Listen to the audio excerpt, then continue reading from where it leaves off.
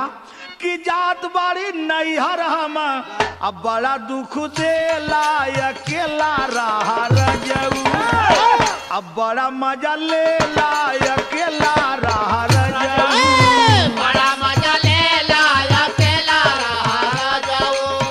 बड़ा मजा लेला अकेला रहा रजऊ बड़ा मजा लेला अकेला रहा रजऊ। त सुधांशु भी कहलन दया सुधांशु का कहलन हम सुनत रहलिनी है भतिया कहला का कि जाके नहीं हरवा में गीता कि अरे जाके नहीं हरवा में करबू ठिठोली अकेली कैसे रहबू आ खाए लगबू भेली अकेली कैसे रहबू खाए लगबू